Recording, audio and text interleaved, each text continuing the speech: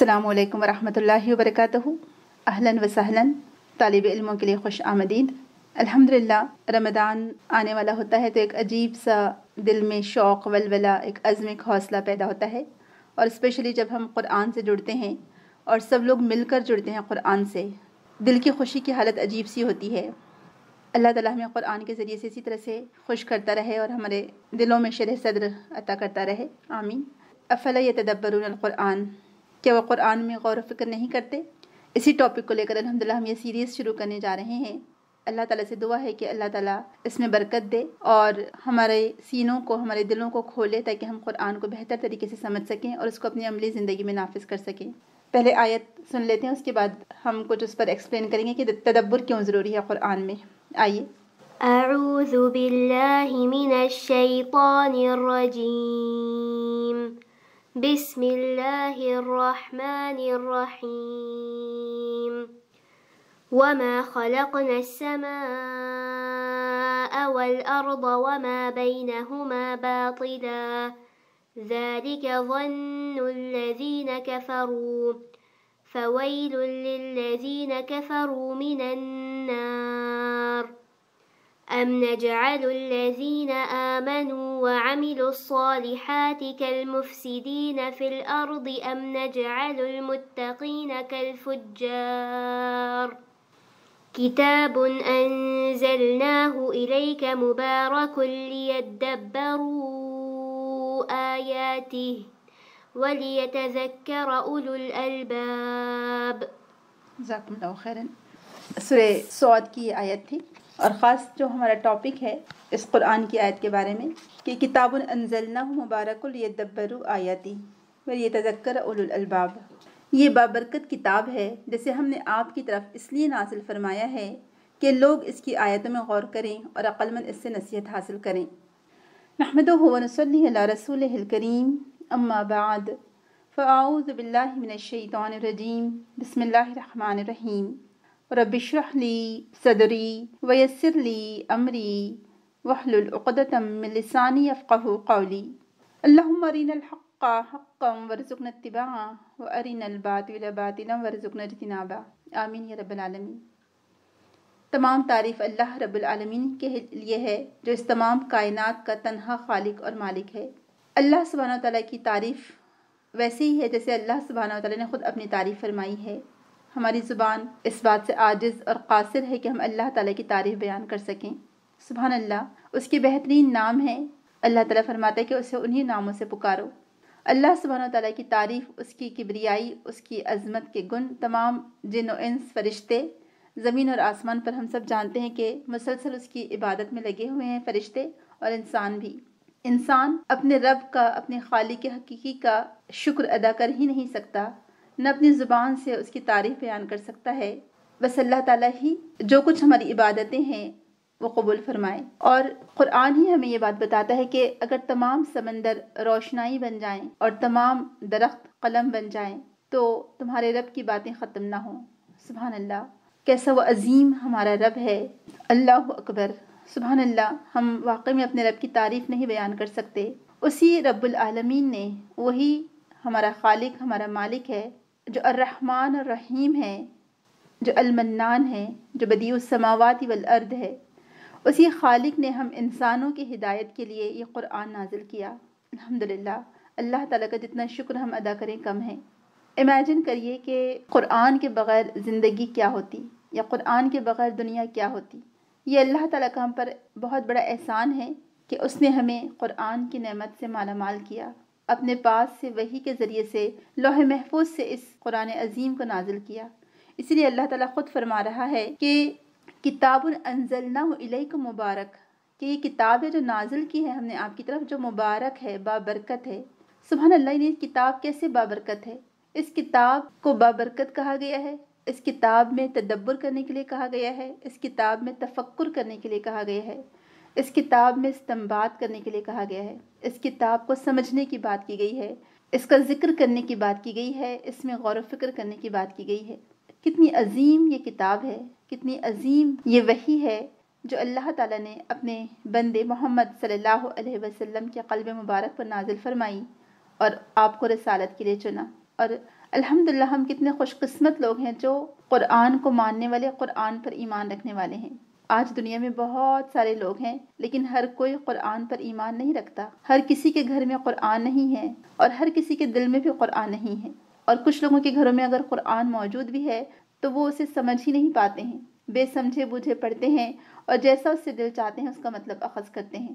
تو الحمدللہ اللہ تعالیٰ کا ہم پر بہت بڑا احسان ہے کہ اس نے ہمیں قرآن سے جوڑا، ہمیں قرآن کو پڑھنے کی سمجھ عطا کی، اس کی اہمیت کو ہمارے دلوں میں اجاگر کیا، اس کی محبت ہمارے دلوں میں ڈالی۔ سبحان اللہ، یہ ہم پر اللہ تعالیٰ کا کتنا بڑا احسان ہے۔ تصور کریے، بچپن سے لے کر اب تک ہم نے اپنے دادا دادی، نانا نانی، والدین سب کے ہاتھوں میں قرآن دیکھا ہے۔ آپ خود تصور کریے کہ ہمارا وہ بچپن کیسا ہوتا اگر جس میں ہم قرآن ان کو پڑھتے ہوئے نہ دیکھتے، تو کیا ہمارے دلوں میں بھی ویسی محبت جاگ اٹھتی؟ بچپن سے ہم نے اپنے گھروں میں قرآن دیکھا ہے الحمدللہ۔ یہ ہمارے آبا و اجداد کا بھی ہم پر احسان ہے کہ انہوں نے قرآن سے ویسی محبت خود بھی کی اور ہمارے دلوں میں بھی پیدا کی، کوشش کی پیدا کرنے کی الحمدللہ۔ یعنی وہ دل، وہ گھر قبرستان کی مانند ہے جہاں قرآن نہیں پڑھا جاتا، یا جس دل میں قرآن نہ ہو وہ ویران گھر کی مانند ہے۔ واقعی میں اللہ تعالیٰ کا ہم جتنا شکر ادا کریں اتنا کم ہے کہ اللہ تعالیٰ نے ہم کو قرآن کی نعمت سے نوازا، ہمیں قرآن کو سمجھنے کی توفیق عطا کی، قرآن کو پڑھنے کی توفیق عطا کی۔ ابن عطیہ رحمہ اللہ کہتے ہیں، میں چند ہمارے اسکالرز کے کوٹیشن آپ لوگوں کے سامنے رکھوں گی کہ تدبر کسے کہا جاتا ہے، اور پھر تدبر سے ریلیٹڈ جتنے معنی قرآن میں ہم کو ملتے ہیں وہ میں آپ لوگوں کے سامنے رکھنے کی کوشش کروں گی، کیونکہ آپ لوگ جانتے ہیں کہ آج ہمارا انٹروڈکشن ہے، اور آپ خود اس بات کو محسوس کر رہے ہوں گے کہ جب رمضان آنے والا ہوتا ہے تو ایک عجیب سی ایک لہر دوڑ جاتی ہے ہر مومن کے دل میں، الحمدللہ، ہے نا؟ آپ نے بھی اس کو محسوس کیا ہوگا، ایک جوش، ایک ولولہ، ایک جذبہ، ایک امنگ، اور اندر سے ہی نیکی کی خواہش پیدا ہونے لگتی ہے، اندر سے ہی ایک دل میں تمنا، ایک امنگ پیدا ہوتی ہے کہ ہم اپنے تعلق کو قرآن سے کس طرح مضبوط کریں، وہ کون سا طریقہ ہو سکتا ہے جس سے ہم اپنے رب کے کلام سے اور مزید فائدہ اٹھا سکتے ہیں، ہم اپنے رب کے کلام سے مزید فیضیاب ہو سکتے ہیں، اس کے معنی سے، اس کے اسرار و رموز سے روشناس ہو سکتے ہیں الحمدللہ۔ اور دل چاہتا ہے کہ ہر بار، یعنی جب بھی ہم قرآن پڑھتے ہیں، ہر سال آپ نے دیکھا ہوگا کہ ہر سال ہم دورہ قرآن کرتے ہیں یا الگ الگ نام سے قرآن سے جڑے رہتے ہیں، اور ہر بار ہمیں اس میں سے اس کے جو موتی ہے وہ ہمیں نئے نئے موتی چننے کو ملتے ہیں، نئے نئے جواہرات ہم کو ملتے ہیں۔ جو غواص آتا ہے نا، کہ غواص کہتے ہیں سمندر میں ڈیپ ڈائیو کر کے موتی چننے والے کو کہا جاتا ہے، تو ہم بھی قرآن کے ان موتیوں کو چننے کی کوشش کرتے ہیں، اور ہم چاہتے ہیں کہ ہم ڈیپ ڈائیو لگائیں اس میں، یعنی خوب گہری ہم اس میں اندر تک جائیں، اس کی گہرائی تک، تاکہ اس کے وہ خوبصورت موتی ہمیں چننے کو ملے اور اس سے ہم مالا مال ہو سکیں۔ تو ابن عطیہ رحمہ اللہ کہتے ہیں کہ قرآن ظاہر میں بھی بابرکت ہے، کیونکہ اللہ تعالیٰ فرمایا کہ الیکم مبارکن، اس کی آیات، اور کیوں بابرکت ہے؟ جب ہم اس کی آیات پر غور و فکر کرتے ہیں تو یہ کتاب ہمارے لیے بابرکت ہو جاتی ہے، سبحان اللہ، ہر ایک کے لیے بابرکت نہیں ہوتی ہے یہ۔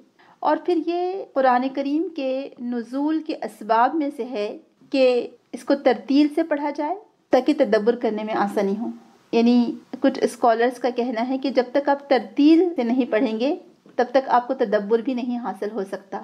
اور کتاب انزلنہ الیک مبارک لیدبروا آیاتہ ولیتذکر اولو الالباب، قرآن کریم کی تمام آیات ہی بابرکت ہیں، مبارک ہیں، اور اس میں جو خیر ہے اور اس میں جو رشد اور ہدایت ہے وہی لوگ اس تک پہنچ سکتے ہیں جو اپنے آپ کو شر اور فساد سے محفوظ رکھیں اور اس کے خیر کو حاصل کریں۔ یعنی جب آپ قرآن میں غور و فکر کرتے ہیں تو یہ قرآن ہمیں ایسی برکت والی زندگی نصیب کرتا ہے جس کی وجہ سے ہمیں خیر بھی حاصل ہوتا ہے دنیا میں، اور آخرت میں بھی خیر حاصل ہوگا، اور اس کا جو عظیم برکت ہے اس سے بھی ہم فائدہ اٹھائیں گے، سبحان اللہ۔ پھر خاص بات جو بتائے گی کہ اولو الالباب، کون اس سے تدبر حاصل کرتے ہیں، کون اس میں غور و فکر کرتے ہیں، کون اس سے رشد و ہدایت پاتے ہیں، کون اس کی خیر و برکات سے فائدہ حاصل کرتے ہیں؟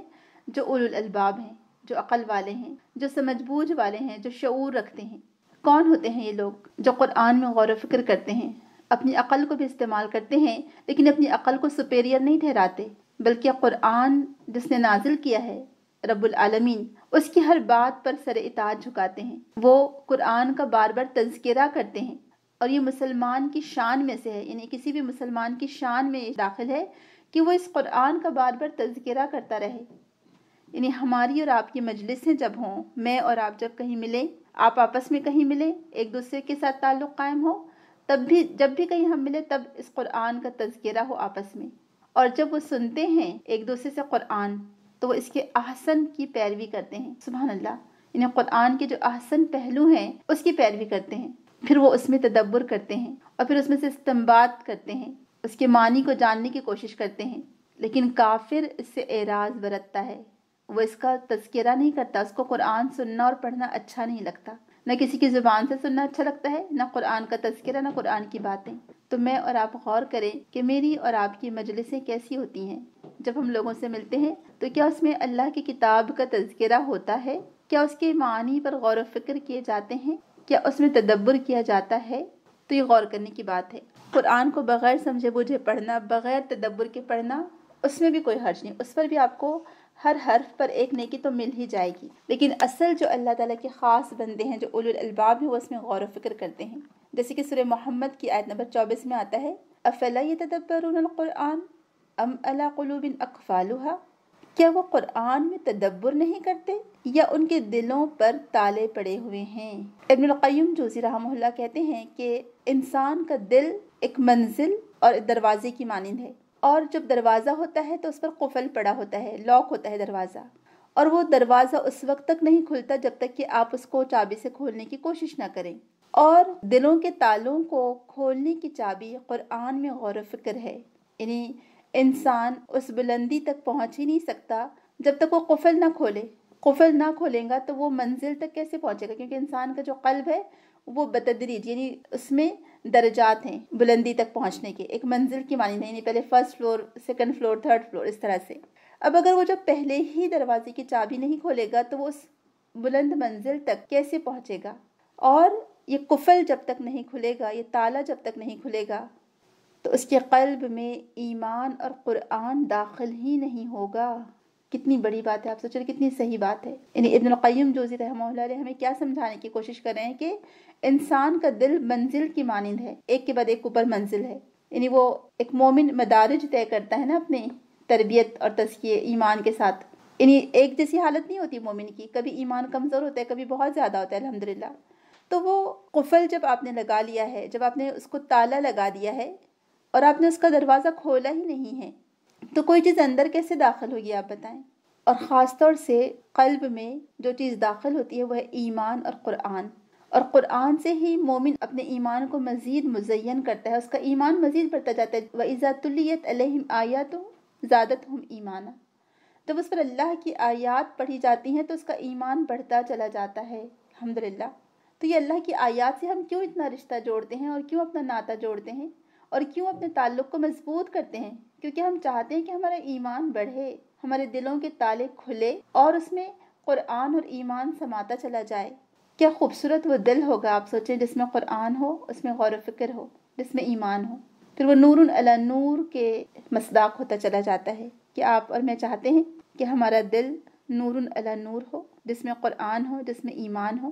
اور شوکانی رحمہ اللہ علیہ کہتے ہیں اس آیت کی تشریح میں افلا یتدبرون القرآن ام علی قلوب اقفالها، اس کے معنی وہ کہتے ہیں کہ افلا یتفہمونہ، کہ تم قرآن کا فہم نہیں حاصل کرتے تاکہ تم جان سکو اس کی واعظ و نصیحت کو، اس کی زجر و توبیخ کو، یعنی اس کے ڈراوے کو، اس کی حجت کو جو اس میں ظاہری نظر آتی ہے، جو دلیلیں ہیں اس میں، جو براہین قاطعہ ہے، یعنی جو ذہن کو کھولنے والی چیزیں ہیں، جس کی وجہ سے ہماری عقل کھلتی چلی جاتی ہے، عقل کو تر و تازگی ملتی ہے اور انسان کفر اور شرک سے دور ہوتا چلا جاتا ہے اور اس کے عمل میں تبدیلی آتی چلی جاتی ہے اور وہ معصیت سے بچتا چلا جاتا ہے. سبحان اللہ، کتنی خوبصورت بات ہے. یعنی تدبر کے معنی وہ کہہ رہے ہیں شوکانی رحمہ اللہ علیہ کہ یتفہمون، تاکہ وہ قرآن کا فہم حاصل کریں، تاکہ وہ جان لیں اس کے واعظ و نصیحت کو، اس کی زجر و توبیخ کو، اس کے ڈراووں کو، اس کی دلائل کو، اس کے براہین قاطعہ کو، تاکہ عقل وہاں تک پہنچ سکے، عقل میں یہ بات سما سکے کہ اللہ تعالیٰ ہی ہمارا رب ہے، ہم اس کے بندے ہیں، ہمیں اس کی عبادت کے لیے بھیجا گیا ہے. اور یہ قرآن ہمارے لیے القرآن حجت لک او علیک، یہ قرآن تمہارے حق میں حجت ہے، یہ تمہارے خلاف. سبحان اللہ، واقعی میں. تو اقرأ هذا الوجه من القرآن بتدبر ثم استخرج منه 3 فوائد، یعنی ہم کو قرآن پڑھنا ہے اور ہر بار جب آپ قرآن پڑھیں تو اس میں سے کوئی فوائد اپنے لیے ڈھونڈیں کہ کون کون سے فائدے ہمارے لیے اس میں چھپے ہوئے ہیں، پوشیدہ ہیں، ورنہ اگر ہم قرآن کے وہ اسرار و رموز نہیں حاصل کرتے ہیں تو اس کا مطلب ہے کہ ہم نے اپنے دلوں پر تالے لگا لیے ہیں۔ تو کیا ضروری ہے پھر اس کے لیے کہ قرآن میں غور و فکر کرنا، قرآن کو سمجھنا، قرآن کے معنی کو جاننا۔ اب آئیے ہم تھوڑا سا اس کی معنی دیکھ لیتے ہیں کہ ہم کیوں تدبر کرنا چاہتے ہیں اور تدبر کے معنی کیا ہیں۔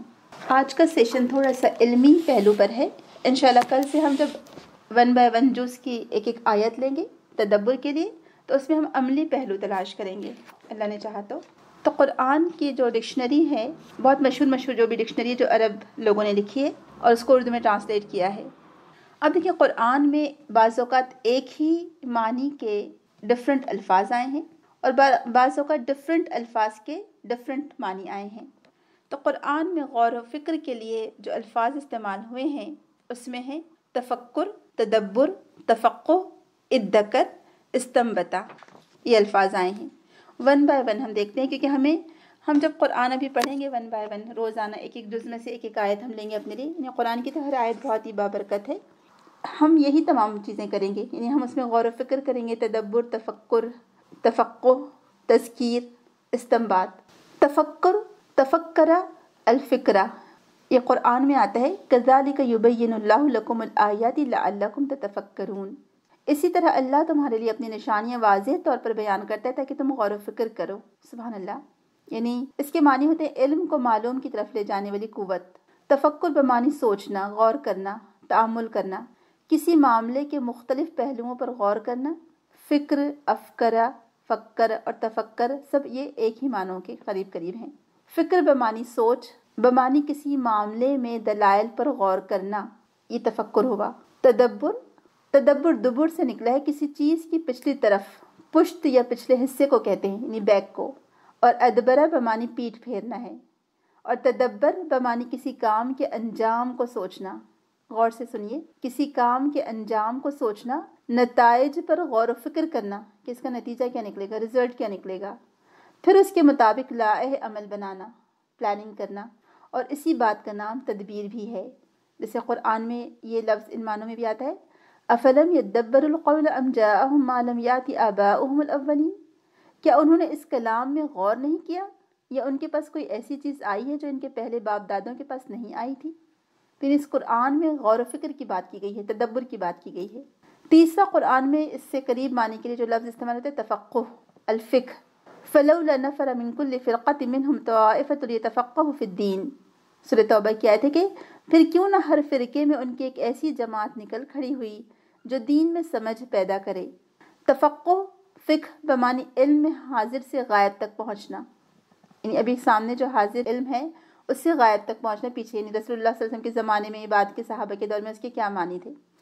کسی چیز کو پا لینا اور اس کے متعلق علم ہو جانا، یعنی آپ کوئی چیز کو حاصل کر لیتے ہیں اور اس کے بارے میں جان بھی لیتے ہیں۔ پھر یہ علم شریعت کے ساتھ مخصوص ہوتا گیا۔ ہر عالم جو حلال اور حرام کی حقیقت کو سمجھتا ہے وہ فقیہ کہلاتا ہے۔ اور تفقہ سے مراد یہ ہے کہ چند معلوم اشیاء یا احکام میں غور کر کے ایسے مسئلے کے لیے علم تک پہنچنا جس کے متعلق واضح حکم موجود نہ ہو، یعنی سمجھ پیدا کرنا۔ اور فقہ کا جو سبجیکٹ ہے ہمارا وہ اسی سے نکلا ہے۔ پھر قرآن میں چوتھے نمبر پر اس کے لیے جو لفظ آتا ہے ادکرہ، یہ ذکرہ اس کا روٹ ہے دیکھا جائے تو بمعنی کسی چیز کو یاد کرنا یا یاد رکھنا، اور ذکرہ بمعنی کسی کو کوئی بات اس طرح یاد دلانا کہ وہ اس سے نصیحت حاصل کرے، اور ادکرہ بمعنی کسی چیز کو خود یاد میں لانا، یعنی آپ خود سے اپنے آپ کو یاد دلائیں، ذہن میں لائیں، اس پر توجہ اور سوچ وچار کرنا تاکہ وہ خود نصیحت حاصل کرے، یہ ادکرہ کے معنی میں ہے۔ اور قرآن میں آتا ہے کہ وَلَقَدْ يَسَّرْنَا الْقُرْآنَ لِلذِّكْرِ فَهَلْ مِن مُدَّكِرٍ، اور ہم نے قرآن کو سمجھنے کے لیے آسان کر دیا تو کوئی ہے کہ کوئی سوچے سمجھے۔ سبحان اللہ، یہ قرآن پڑھنے کے معنی کیا ہے؟ یہ قرآن کو آپ سمجھتے ہیں، اللہ تعالیٰ خود فرما رہے ہیں کہ ہم نے اس قرآن کو آسان کر دیا ہے۔ اب آپ خود دیکھیں نا کہ ہمارے یہاں پر کیا باتیں مشہور ہے کہ اس قرآن کو ہر کوئی سمجھ سکتا ہے، کہتے ہیں، کیا کہتے ہیں ہمارے یہاں پر؟ آپ مجھ سے بتائیے، آپ کو زیادہ آئیڈیا ہوگا، آپ لوگ سنتے رہتے ہیں نا لوگوں کی باتیں۔ ہمارے یہاں کیا کہا جاتا ہے کہ قرآن کو عام لوگ نہیں سمجھ سکتے، ہے نا، یا قرآن ہر ایک کے سمجھنے کی کتاب نہیں ہے، یہ تو عالموں کے لیے ہے، یہ تو نیک لوگوں کے لیے ہے۔ تو آپ بتائیے کہ یہاں پر اللہ تعالیٰ نے کچھ مخصوص لوگوں کے لیے کہا ہے کہ وَلَقَدْ يَسَّرْنَا الْقُرْآنَ لِلذِّكْرِ فَهَلْ مِن مُدَّكِرٍ، کہ قرآن بے شک آسان ہے عالموں کے لیے یا عابدوں کے لیے یا واعظوں کے لیے، اماموں کے لیے، ایسا کہا ہے؟ جی نہیں، بلکہ جو لوگ قرآن پڑھ رہے ہیں ابھی، جیسے الحمدللہ اللہ کا بہت ہی شکر احسان ہے کہ اللہ تعالیٰ نے زوم کی وجہ سے بھی اور بھی بہت سب لوگوں کے دلوں میں ایک شوق پیدا کر دیا قرآن کو سمجھنے کا۔ اب جو لوگ قرآن سمجھ کر پڑھنا چاہتے تو کہتے کہ یہ عجیب لوگوں کا ٹولہ نکل پڑا ہے، عورتیں قرآن پڑھا رہی ہیں یا عورتیں تفسیر لکھ رہی ہیں۔ تو عورتیں خود سے تھوڑی تفسیر لکھ رہی ہیں، خواتین مفسرین کرام کی ہی تفسیر لکھ رہی ہیں، وہ خود سے تفسیر نہیں کر رہی ہیں۔ تو اگر خواتین دینی علم سے آراستہ ہو رہی ہیں، قرآن پڑھنا سیکھ رہی ہیں، سمجھ رہی ہیں، تو اس میں فائدہ کس کا ہے؟ الحمدللہ ہم سب کا فائدہ ہے۔ تو یہاں پر اللہ تعالیٰ فرما رہے ہیں کہ ہم نے قرآن کو آسان کیا ہے، تو کوئی ہے فَهَلْ مِن مُدَّكِرٍ؟ اللہ تعالیٰ ہم سے سوال کر رہے ہیں، مجھ سے اور آپ سے سوال کر کہ تم کیا سمجھنا نہیں چاہو گے؟ میں نے تو آسان کر دیا تمہارے لیے قرآن کو۔ ہم کیا کہیں گے یہاں پر؟ اے اللہ ہم حاضر ہیں سمجھنے کے لیے، ہے نا؟ تیار ہے نہیں ہیں آپ سمجھنے کے لیے؟ الحمدللہ۔ اور آپ سوچنے کہ ہم کتنے خوش قسمت ہیں کہ اللہ تعالیٰ ہم سے کلام کرے، ہم سے پوچھ رہے کہ کیا ہے کوئی نصیحت قبول کرنے والا؟ تو ہم نے کیا جواب دینا چاہیے پھر اپنے رب کو، اپنے خالق کو، کہ اے اللہ تعالیٰ ہم حاضر ہیں اس قرآن کو سمجھنے کے لیے۔ لبیک، بالکل صحیح۔ پھر پانچواں جو لفظ آتا ہے قرآن میں سمجھنے کے لیے، غور و فکر کے لیے، استنباط کا لفظ آتا ہے۔ استنباط یہ سورہ نساء میں ہم کو یہ لفظ ملتا ہے اور دوسری جگہ بھی ملتا ہے کہ وَلَوْ رُدُّوهُ إِلَى اللَّهِ وَإِلَى الرَّسُولِ لَعَلِمَهُ الَّذِينَ يَسْتَنبِطُونَهُ مِنْهُمْ، اور اگر وہ اس معاملے کو اپنے پیغمبر یا سرداروں کے پاس پہنچاتے تو تحقیق کرنے والے اس کو تحقیق کر لیتے۔ استنباط کنواں کھودنے کے بعد پہلی دفعہ جو پانی نکالا جائے اسے کہتے ہیں، بمانی کنویں کی تہ سے پانی نکالنا، نبتا۔ استنباط استخراج کے معنی میں آتا ہے۔ استنبتا یعنی پوشیدگی، چھپنے کے بعد ظاہر ہونا یا ظاہر کرنا، اختیار سے کوئی چیز نکالنا، ایجاد کرنا۔ تو فقیہ کا اپنے فہم سے کوئی بات نکالنا۔ دراصل اجتہاد یہ تفقہ کی ایک قسم ہے جس میں علم معلوم میں ہی غور کر کے اور اس کی تہ تک پہنچ کر اس سے نئے جو مسائل آئے ہیں اس کا نتیجہ اخذ کیا جاتا ہے یا اس کا حل نکالا جاتا ہے۔ الحمدللہ یہ استنباط ہے۔ تو ایک ہوا تفکر، کسی معاملے کے مختلف پہلوؤں اور دلائل پر غور کرنا۔ دوسرا ہوا تدبر، کسی معاملے کے انجام پر نظر رکھنا اور اس کے لیے لائحہ عمل سوچنا۔ تیسرا تفقہ، معلوم اشیاء پر غور کر کے سمجھ پیدا کرنا اور اس سے ملتے جلتے مسائل کا حل تلاش کرنا۔ چوتھا ہے ادکرہ، کسی معاملے کو یاد میں لا کر سوچ بچار کرنا پھر اس سے نصیحت حاصل کرنا۔ اور پانچواں ہے استنبطہ، معلوم علم میں غور و فکر کر کے اس میں سے اس کے ضمنی مسائل اخذ کرنا یا نتائج حاصل کرنا۔ سبحان اللہ۔ تو یہ قرآن الحمدللہ اللہ تعالیٰ نے ہمیں ایسے گفٹ عطا کیا ہے، یہ تحفہ ہے ہمارے لیے بہت بڑا اللہ سبحانہ تعالیٰ کا۔ آپ خود سوچیں کہ اس قرآن کے بغیر ہماری زندگی کیسی ہوتی یا کیا حال ہوتا ہمارا۔ اب کیسے آپ غور و فکر کریں گے؟ علماء کرام اس کا طریقہ بتاتے ہیں کہ تدبر کیسے کیا جائے، یہ تدبر سے آپ کو کیا حاصل ہو سکتا ہے۔ اور یہ جو تدبر ہے دراصل یہ ایک آگے کا سٹیپ ہے، ایک ہے تلاوت، ایک ہے سمجھنا، اور کہ آگے پھر تدبر ہوتا ہے۔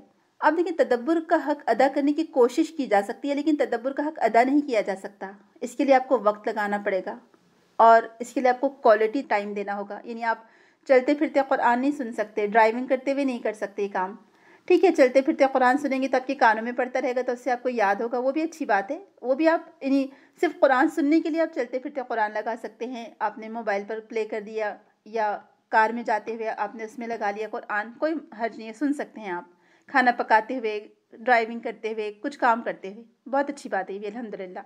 لیکن تدبر کے لیے آپ کو کوالٹی ٹائم دینا ہوگا، آپ کو ایک وقت خاص نکالنا پڑے گا اور اپنا جو سب سے قیمتی ٹائم ہے وہ دینا پڑے گا، کوالٹی ٹائم۔ اور اس کا طریقہ کار کیا ہوگا کہ آپ کوئی آیت لیں جو آپ آج پڑھنا چاہتے ہیں، اس آیت کو پہلے بار بار پڑھیں اور اللہ تعالیٰ سے دعا کریں آیتوں کو پڑھنے کے بعد کہ اللہ تعالیٰ میرا دل، میرا سینہ کھول دے ان آیتوں کو سمجھنے کے لیے۔ کیونکہ آپ دیکھیں یہ قرآن بابرکت کتاب ہے، اس میں ہمارے لیے شفا ہے، ہمارے دلوں کے امراض کی شفا ہے۔ تو آپ دیکھیں ابھی ہم نے کیا پڑھا کہ یہ قرآن بابرکت کتاب ہے، اس قرآن میں ہمارے دلوں کے امراض کی شفا ہے۔ اور یہ قرآن جب ہم اس میں غور و فکر کرتے ہیں، اس کے لیے وقت دیتے ہیں، تو یہ ہماری زندگی میں ایسی برکت عطا کرتی ہے کہ ہمارے وقت میں، مال میں، ٹیلنٹ میں، ہر چیز میں اضافہ ہوتا چلا جاتا ہے، برکت ہی برکت آتی چلی جاتی ہے۔ تو کوالٹی ٹائم لیں اور جو آج آپ آیات پڑھنا چاہتے ہیں ان آیات کو پڑھ لیں، پہلے اس کو بار بار پڑھیں۔ جیسے بھی میں نے آپ کو ابن عطیہ رحمہ اللہ علیہ کا قول بتایا نا، وہ کہتے ہیں کہ ترتیل اور تدبر ساتھ ساتھ ہے، بغیر ترتیل کے تدبر نہیں ہو سکتے. یعنی قرآن کو جب تک آپ خوش الحانی کے ساتھ اچھے سے نہیں پڑھیں گے تب تک آپ تدبر نہیں کر سکتے اس میں. تو قرآن شفا ہے الحمدللہ، اور اس کے لیے عمر کی کوئی قید نہیں ہے. آپ کم عمر ہوں، مڈل ایج ہو، بوڑھے ہوں، یہ کتنے بھی ایج ہوں، آپ ہر دور میں ہر ایج میں اس سے تدبر حاصل کر سکتے ہیں. عمر کا اس سے کوئی تعلق نہیں ہے. اب آپ نے قرآن کو اچھی طرح پڑھ لیا اور بار بار پڑھا، قرآن کی آیات کو بار بار اس کی تلاوت کی اچھے سے.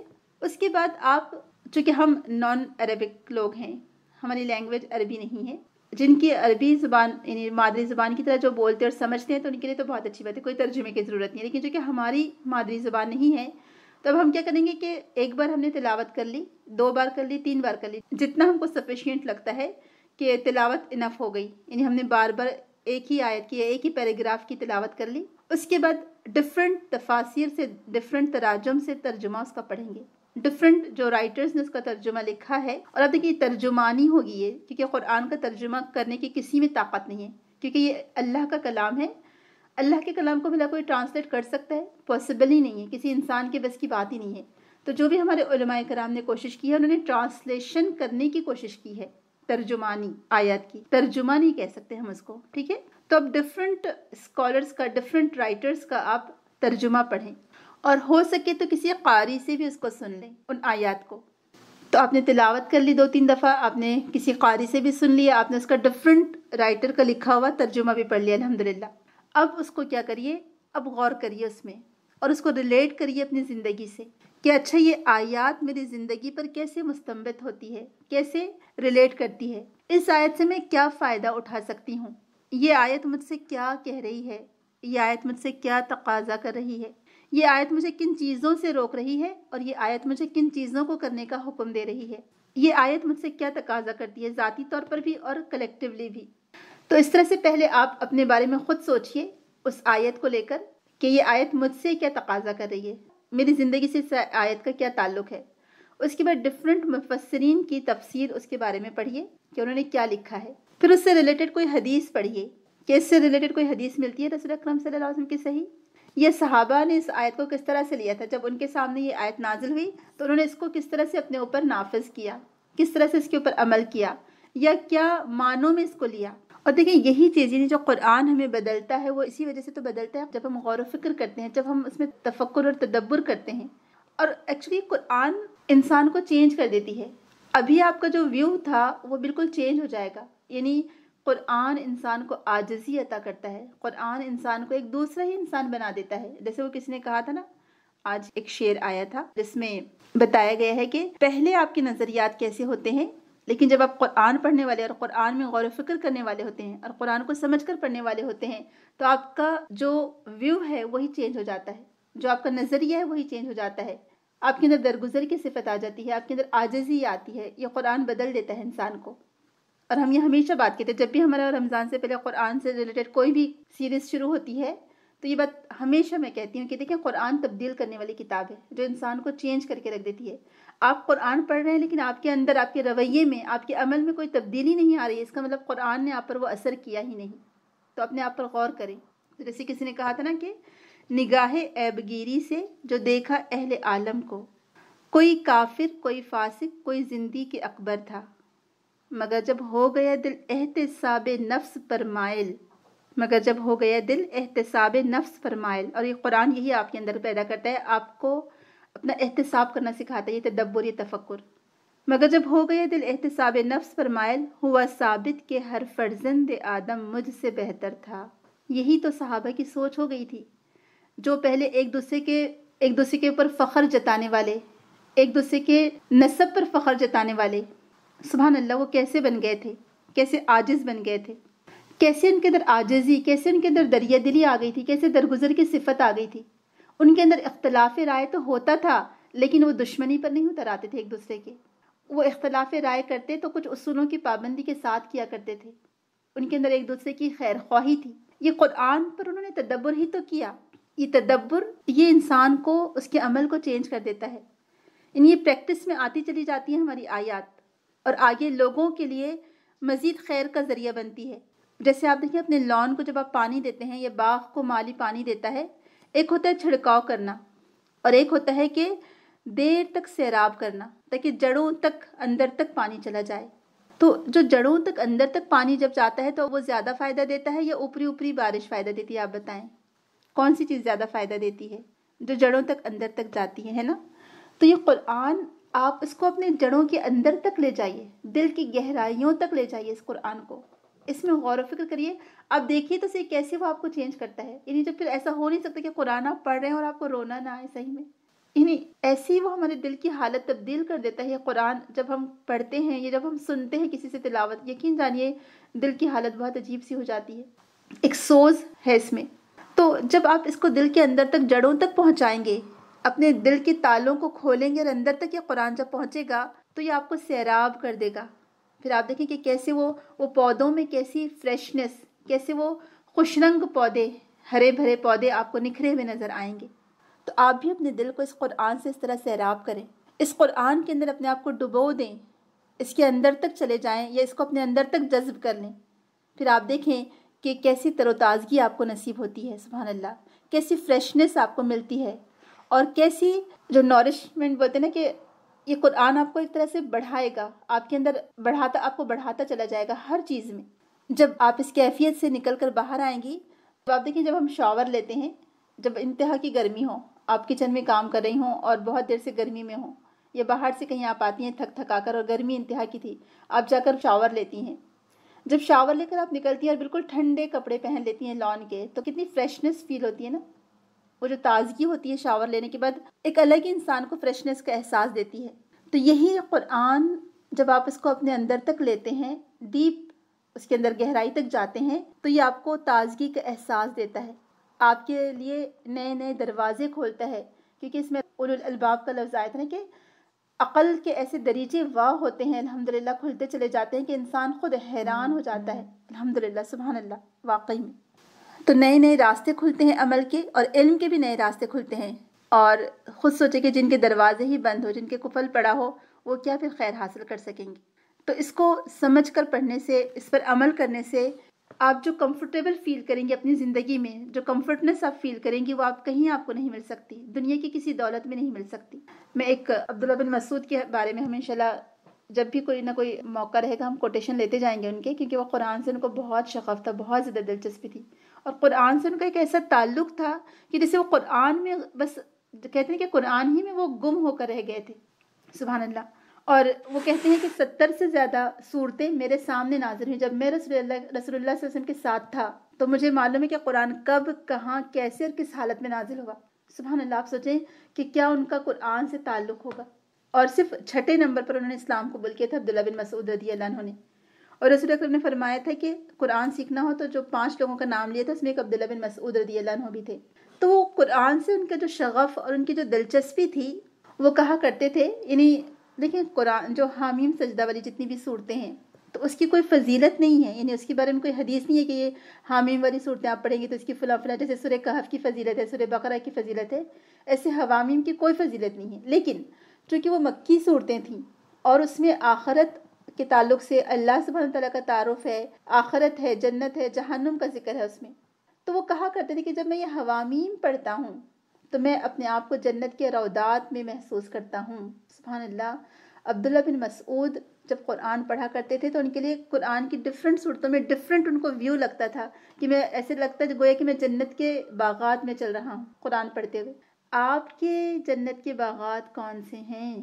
آپ نے قرآن پڑھتے ہوئے اپنے لیے کوئی آیتوں کو، کوئی صورتوں کو اس طرح سے محسوس کیا ہے؟ آپ جب پڑھتے ہیں تو کیا آپ جنت کے باغات میں چل رہے ہوں، یا کوئی صورت آپ کے دل پر جیسے گویا کہ نازل ہو رہی ہو، یا کوئی صورت آپ کو مخاطب کر رہی ہو کہ ہاں یہ میں ہوں؟ تو سبحان اللہ، عبداللہ بن مسعود کا تعلق ایسا تھا قرآن سے کہ وہ قرآن پڑھتے ہوئے کچھ صورتوں کو ایسا محسوس کرتے تھے گویا کہ وہ جنت کے باغات میں موجود ہوں۔ تو یہ قرآن ہم کو یہ احساس دلاتا ہے، واقعی میں یہ ہمیں دوسری ہی دنیا میں پہنچا دیتا ہے۔ جب قرآن سے تعلق آپ کا مزید مضبوط سے مضبوط ہوتا چلا جاتا ہے تو اس کے کوئی ایک لفظ پر بھی آپ بعض اوقات آپ کا دل اس طرح سے پگھل جاتا ہے کہ گھنٹوں آپ روتے رہتے ہیں اس آیت کو محسوس کر کے، اس کی اہمیت کو محسوس کر کے، اور صحابہ کا یہی حال تھا۔ ابو بکر صدیق پر کس طرح سے قرآن میں غور و فکر کرتے، تدبر کرتے تھے کہ قرآن کی آیت پڑھتے تو ان کو رونا آ جاتا تھا. نرم دل والے تھے نا، اور یہ قرآن ہمارے دلوں کو نرم کر دیتا ہے اصل میں. تو یہ کتاب ہم میں سے ہر ایک کے دل پر دستک دے رہی ہے، لیکن ہم نے لاک لگا رکھا ہے، تو اس کا تالا کیسے کھلے گا؟ ہم اس دستک کو اپنے دل پر محسوس کریے. یہ رمضان آنے والا ہے، اپنے تعلق کو قرآن سے مضبوط کریے، اپنا تعلق قرآن سے مزید بڑھائیے، اپنے آپ کو قرآن سے مزید قریب کریے، کیونکہ یہ ایک واحد اللہ تعالیٰ کی طرف سے معجزہ آج ہمارے پاس دنیا میں موجود ہے، جو زندہ معجزہ ہے، جو قیامت تک باقی رہے گا. یہ لوح محفوظ سے اللہ تعالیٰ نے اس کو رسول اکرم کے قلب مبارک پر نازل کیا. یہ اللہ کا کلام ہے، یہ ایک ایسی بابرکت کتاب ہے جس کی کوئی نظیر نہیں مل سکتی. سبحان اللہ. تو یہ کتاب آپ سے کیا کہہ رہی ہے، آپ سے کیا تقاضا کرتی ہے؟ یہ کتاب زندگیوں میں کیسے تبدیلی لاتی ہے، کیسے اس نے صحابہ کو چینج کیا تھا؟ تو غور و فکر کریں. وہ مہینہ آنے والا ہے جو آپ کو اور مجھے دعوت دے رہا ہے کہ آؤ اللہ کی اس کتاب کے قریب آؤ. یہ قرآن ایک معجزہ ہے. اللہ تعالیٰ فرماتا ہے قُلْ لَئِنِ اجْتَمَعَتِ الْإِنسُ وَالْجِنُّ عَلَىٰ أَن يَأْتُوا بِمِثْلِ هَٰذَا الْقُرْآنِ لَا يَأْتُونَ بِمِثْلِهِ وَلَوْ كَانَ بَعْضُهُمْ لِبَعْضٍ ظَهِيرًا. اے پیغمبر، آپ ان سے کہہ دیجئے کہ اگر تمام انسان اور جن اس بات پر اکٹھے ہو جائیں کہ اس جیسا قرآن بنا لائیں تو اس جیسا نہیں لا سکیں گے، اگرچہ کہ وہ ایک دوسرے کے مددگار ہی بن جائیں. سبحان اللہ. یہ ایک ایسا زندہ معجزہ آج ہمارے پاس موجود ہے. اس میں ایک ایسا خوبصورت نظم ہے کہ ہر صورت، ہر آیات بہترین ہے، بابرکت ہے. اس کا انداز بیاں ایسا تعجب خیز ہے جو عرب کی تمام اسلوب سے سب سے مختلف ہے. عمدہ الفاظ سے مرصع، فصاحت و بلاغت کا شاہکار ہے. ایسا کلام جس کی نظیر لانے سے تمام مخلوق عاجز ہے. اس کا قانون ایسا واضح ہے، ایسا ہماگیر ہے اور ایسا مکمل ہے جو ہر انسان کی تمام ضروریات کو مکمل کرتا ہے. یہ ماضی اور مستقبل کی، یعنی فیوچر اور پاسٹ کی ایسی غیب کی خبریں دیتا ہے جنہیں وحی کے بغیر جاننا ممکن ہی نہیں، پاسبل ہی نہیں ہے. اس میں وعدے ہیں، وعید ہے، وارننگ ہے جو قرآن نے ہمیں خبر دی ہے، جو پوری ہو کر رہے گی. تمام مخلوق اس قرآن جیسی کتاب لانے سے عاجز ہے. قرآن ہر قسم کی کمی بیشی اور تغیر اور تبدل سے محفوظ ہے. الحمدللہ اللہ تعالیٰ نے خود وعدہ کیا تھا کہ اِنَّا نَحْنُ نَزَّلْنَا الذِّكْرَ وَإِنَّ لَهُ لَحَافِظُونَ، کہ بے شک اس قرآن کو ہم نے نازل کیا ہے اور ہم ہی اس کی حفاظت کرنے والے ہیں. اس کا حفظ کرنا آسان ہے، اس کو سمجھنا آسان ہے. وَلَقَدْ يَسَّرْنَا الْقُرْآنَ لِلذِّكْرِ فَهَلْ مِن مُدَّكِرٍ. ہم نے تو اس قرآن کو تحقیق آسان کر دیا ہے، تو کوئی ہے جو اسے یاد رکھے؟ یہ اپنے پیروکاروں یعنی مجھے اور آپ کو اور دشمنوں سب کے دلوں میں اتر جاتا ہے. حتیٰ کہ کہنے والے نے کہا تھا، ولید بن مغیرہ مخزومی نے اس کے بارے میں، جو کہ نان مسلم تھا، عرب کا بہت بڑا شاعر تھا، اس نے کہا تھا واللہ ان لہ لحلاوۃ وان علیہ لتلاوۃ وان اعلاہ لمثمر وان اسفلہ لمغدق وانہ لیعلو وما یعلی علیہ وانہ لیحتم ما تحتہ وما یقول ھذا بشر. اللہ کی قسم، اس کی ایک مٹھاس ہے، اس کے اوپر خوبصورتی ہے، اس کا اوپر کا حصہ ثمر بار ہے، نچلا حصہ شیریں چشمہ. یہ ہمیشہ غالب آتا ہے، کبھی مغلوب نہیں ہو سکتا، اور کوئی آدمی ایسا کلام نہیں کہہ سکتا. سبحان اللہ. یہ ایسا کلام ہے جسے پڑھنے والا کبھی سیر نہیں ہوتا اور نہ سننے والا بار بار سننے سے اکتاتا ہے. یہ بات کسی اور کلام میں نہیں پائی جاتی. سبحان اللہ. آپ سوچیں کہ ہم بچپن سے اب تک کتنی دفعہ قرآن پڑھتے آئے ہیں، لیکن کبھی ایسا احساس ہوا کہ ہم بور ہو گئے ہیں؟ نہیں، الحمدللہ نہیں. بہت ہی بدبخت ہوگا وہ شخص جو ایسا سوچتا ہے، یہ سمجھتا ہوگا. حالانکہ دنیا میں جو کتابیں ایک بار پڑھیں، دو بار پڑھیں، اتنی بیزار طبیعت ہو جاتی کہ دوبارہ پڑھنے کو بھی دل نہیں چاہتا. لیکن سبحان اللہ، یہ ایک ایسا کلام ہے جو بار بار پڑھنے سے پرانا نہیں ہوتا. علماء اس کی تفسیر سے سیر نہیں ہو سکتے. سبحان اللہ. قرآن اول اور آخر دستور العمل ہے. ایک ایسی بعظمت چیز ہے جس نے بھیڑ بکریاں چرانے والے بادیہ نشین عربوں کو قبائل کا سردار اور دنیا کا پیشوا اور امام بنا دیا. سبحان اللہ. یہ امتوں کو فائدہ دیتا ہے اور اس نے امتوں کو قائد بنا دیا. انہیں مسلمان اسی کی وجہ سے عروج پر پہنچے تھے نا. عمر رضی اللہ عنہ نے کیا کہا تھا کہ اس قرآن کی بدولت اللہ تعالیٰ نے تم کو عزت اور شرف بخشا ہے، لباس کی بدولت نہیں. سبحان اللہ. آج ہم چاہتے ہیں کہ ہمیں وہ عزت و شرف ملے، ہم واپس اس قرآن کی طرف رجوع کریں. تو یہ صرف اور صرف قرآن کا اعجاز ہے. قرآن ہی دین کی اساس یعنی بنیاد، قانون، یعنی ہر سورس آف لا، ہر زمانے اور ہر ملک کے انسانوں کے لیے اللہ تعالیٰ کی طرف سے حجت ہے. اللہ تعالیٰ نے اپنے رسول پر یہ قرآن نازل کیا اور رسول اللہ نے اس کو تمام امت تک پہنچا دیا. اس پر اتباع کرنا اور اس پر عمل کرنا ہم سب پر واجب ہے، جو ایسے احکام کو شامل ہے جو کسی خاص مقام یا زمانے سے خاص نہیں بلکہ عام ہے۔ تو سبحان اللہ، یہ ایک ایسی بابرکت کتاب ہے جو ہمیں دعوت دے رہی ہے، جس میں ہمارے لیے احکامات ہیں، ہمارے لیے وعدے ہیں، جنت کی نعمتوں کے وعدے۔ ان الابرار لفی نعیم و ان الفجار لفی جہیم، نیک لوگ تو نعمتوں میں ہوں گے اور بدکردار لوگ جہنم میں۔ یعنی یہ ہم کو ایک امید دلاتا ہے، اس میں قصص ہے، یعنی قصے ہیں، وعدے ہیں، احکام ہیں، وعید ہے۔ تو پھر کیسے ہم اس قرآن سے دور رہ سکتے ہیں اور کیسے ہم اس کے تدبر سے محروم رہ سکتے ہیں؟ ہمیں چاہیے کہ ہم اس میں تدبر کریں، غور و فکر کریں۔ جی، تو یہ آیات یعنی یہ قرآن کی آیات ہیں جس میں ہمیں غور و فکر کرنا ہے، ہمیں تدبر کرنا ہے۔ کیسے ہم ان آیات کو روزانہ اپنی ذاتی زندگی سے ریلیٹ کریں گے اور پھر کس طرح سے ہم اپنے عمل میں تبدیلی لانے کی کوشش کریں گے۔ انشاءاللہ ون بائی ون ہم ایک ایک جز کے ساتھ جائیں گے کل سے، اور اللہ تعالیٰ سے دعا ہے کہ اللہ تعالیٰ اس میں ہمارے لیے برکت دے، ہمارے سینوں کو کھولے، ہمیں شرح صدر عطا کرے اور ہمیں قرآن میں غور و فکر اور تدبر کرنے والا بنائے، آمین۔ صرف اس جمعہ کو کلاس نہیں ہوگی، لیکن رمضان میں ہر جمعہ کو بھی کلاس رہے گی، یعنی روزانہ ہی ہم کلاس کریں گے۔ اور ابھی غیر رمضان تک یعنی شعبان میں 1:30 to 2:30 سعودی عرب کے ٹائم کے مطابق، اور رمضان میں 1 o'clock to 2 o'clock انشاءاللہ۔ بارک اللہ فیکم، جزاکم اللہ خیرن، اللہ تعالیٰ برکت دے آپ کے وقت میں، جزاکم اللہ خیرن۔ السلام علیکم ورحمۃ اللہ وبرکاتہ۔